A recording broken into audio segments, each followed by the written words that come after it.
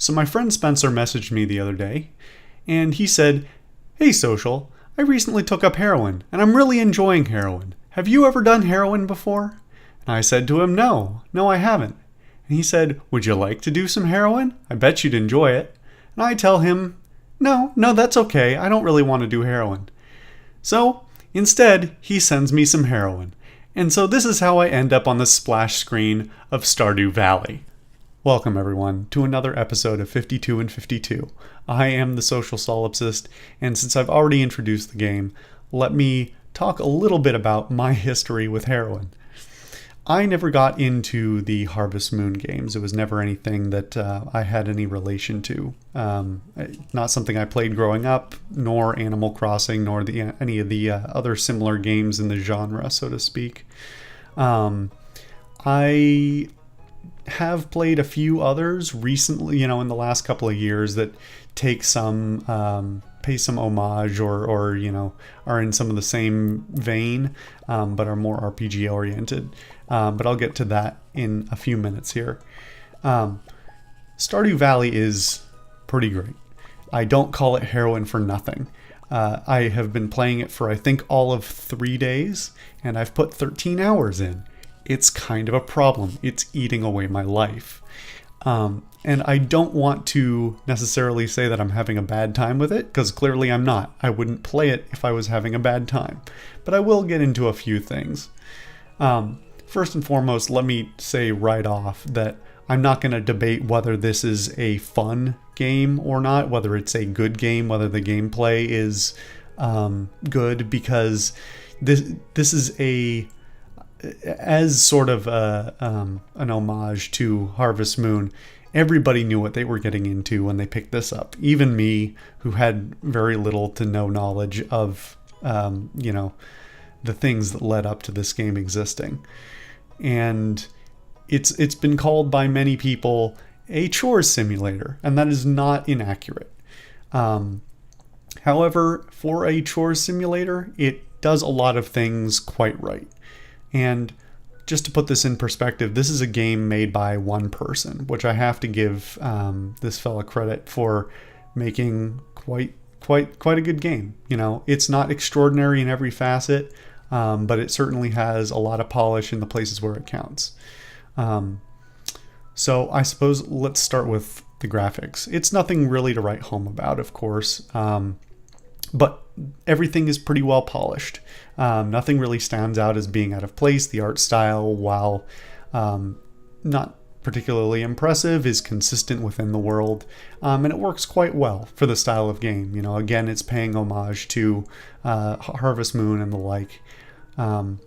However, it does perhaps stick a little too close to its origins, in that I have some issues with the fact that it is a straight-on view, bird's eye view, rather than an isometric camera.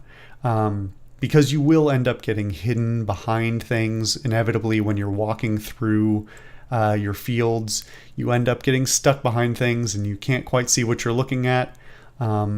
And they do some things to mitigate it, like having some level of transparency, but it doesn't always end up like that.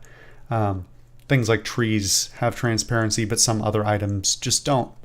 And admittedly, there is a certain stylistic choice that does have a significant influence on that. But from a purely mechanical standpoint, I sort of wish it was an isometric view, or gave me, it would be a lot to ask, but give me the option to rotate the camera. But that's something that would never happen. At the end of the day, this is a 2D game. It's not rendered in 3D. That would have been way too much work, I would have to assume. But that's a minor thing. It does occasionally bother me, but I feel like it's worth bringing up. As far as the gameplay goes, let me just start off by saying you do start the game inheriting your farm.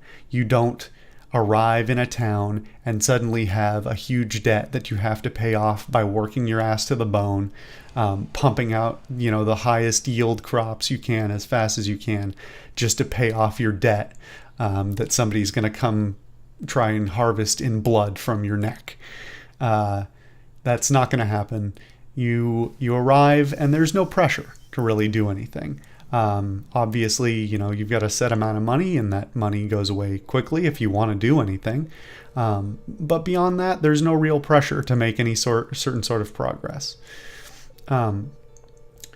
So the thing that gets me with some of the gameplay is that there's a few little places where it's not quite as polished as I would like. And unfortunately, I have to draw comparison here to what I would call the nearest neighbor that I'm abundantly familiar with as far as game type, and that would be Terraria. Terraria is a game that I played the ever-loving hell out of. I milked it back in like 1.02, I think. At that point, I had finished the game. I had exhausted my world for everything that it had to offer. Every boss, every item, everything that you could do in the game, I had done it. And that was a lot of work, and I had a lot of fun, and Terraria is still one of my favorite games that I've played. And admittedly, since that's a side-on view, there's, only so many comparisons that you can draw between the two.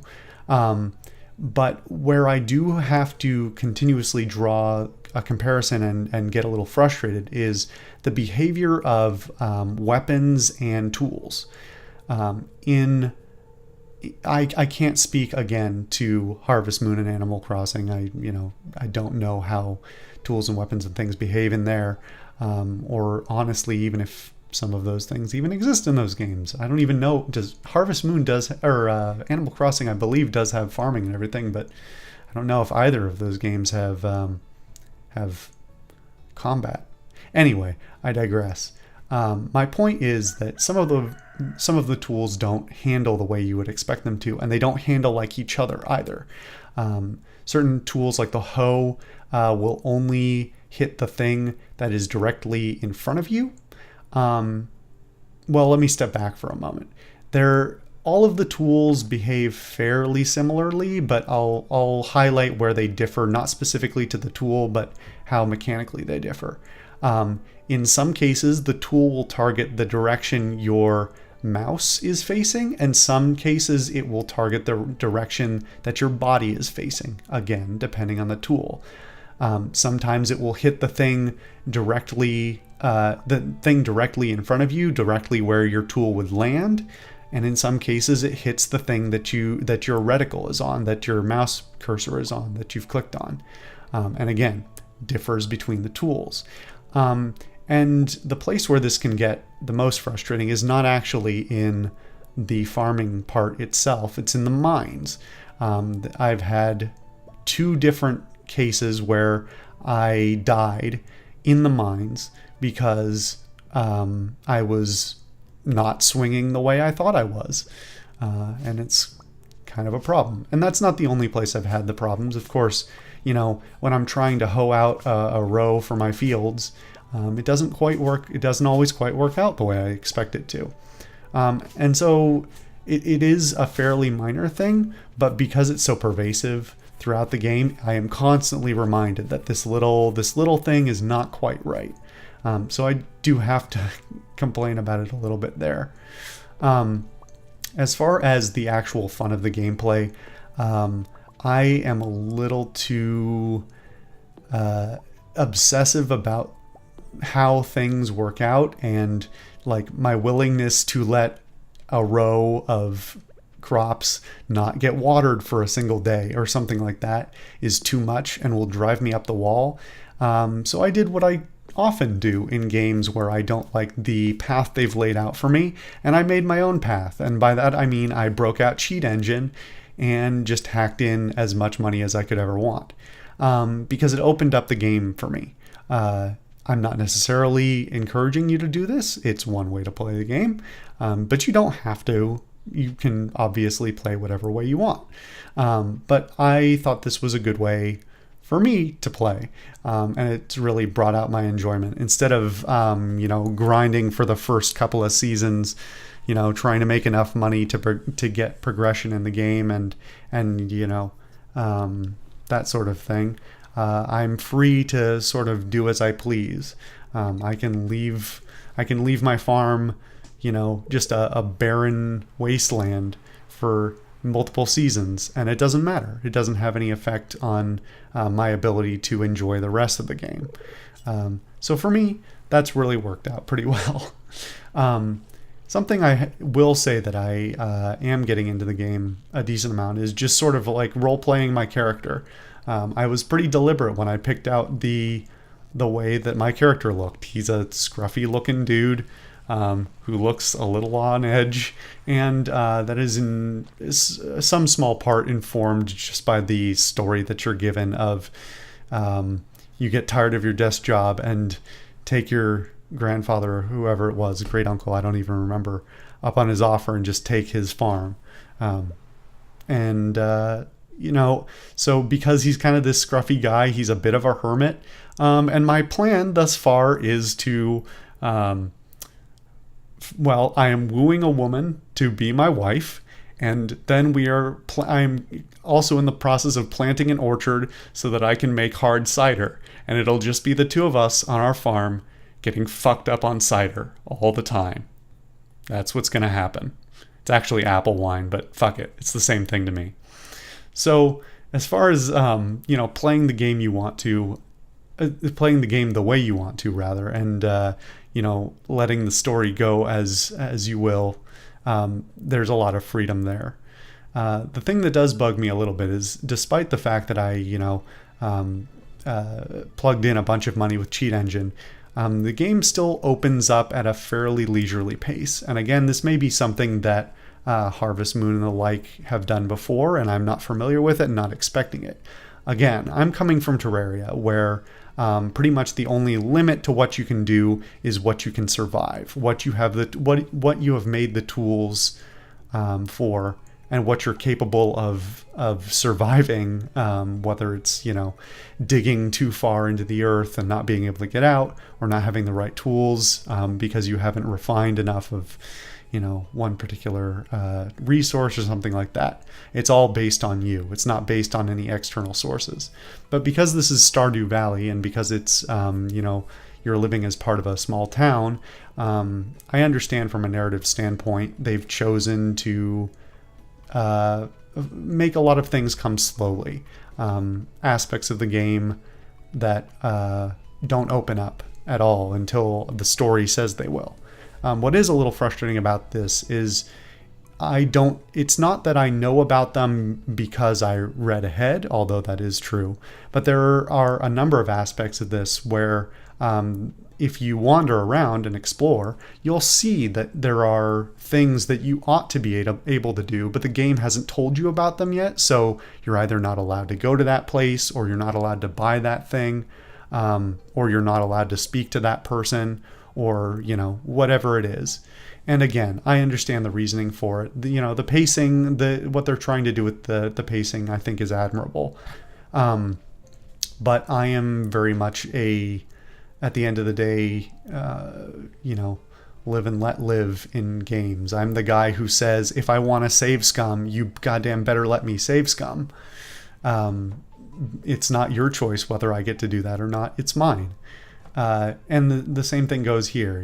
I admire what they're doing, and I understand the reasons why, but I would also like the option just to say, give me everything. Give me the option to do everything. Let me go kill myself in the mines by going too far. Let me talk to that guy that I probably shouldn't talk to here because I'm going to sequence break the quests and fuck something up. Allow me to do it. So admittedly, that is a little bit of a frustration for me, but it's growing on me, and I've got far enough in the game, 13 hours, that most of the stuff has opened up at this point, or, I've been given the tools to open things up for myself where applicable. I know I had more things to talk about here, and I know that the video that I had in my head was less rambly and more concise than this is. But suffice to say, I'm having a good time. The game is enjoyable. That's, at the end of the day, that's all that matters. It may be chore simulator, and when I, come out of my haze and realize, oh, this is what is this gameplay? Why am I doing this? This is very repetitive. When I realize that, I have a bad time for a few minutes, and then I lull myself back into the game and just say, it's okay. It's okay. You're enjoying yourself. Just roll with it. And for that, I have to give Stardew credit. Credit where credit's due. So with that, thank you all. I will see you guys next time.